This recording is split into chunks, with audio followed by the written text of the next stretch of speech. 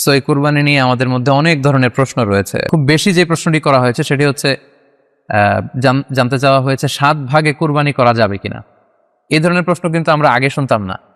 Recently কিছু কিছু স্কলারদের আলোচনা বা এতে করে লোকজন হয়তো বিভ্রান্তিতে ভোগেন কিংবা একটা ধোঁয়াশা তৈরি হয়, ফলে এই প্রশ্নটি করা হচ্ছে। আমরা আবহমান কাল থেকে আমাদের প্রিয় মাতৃভূমি বাংলাদেশে হয়তো ছাগল কুরবানি দিয়েছি অথবা গরু কুরবানি দিয়েছি সর্বোচ্চ 7 ভাগে।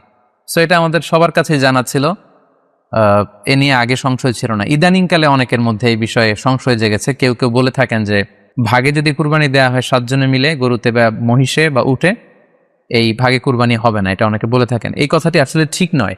আপনি যদি ভাগে কুরবানি দিতে চান এটি জায়েজ আছে, এবং একটি উটে বা মহিষে বা গরুতে আপনি সর্বোচ্চ 7টি ভাগে কুরবানি দিতে পারবেন ইনশাআল্লাহ।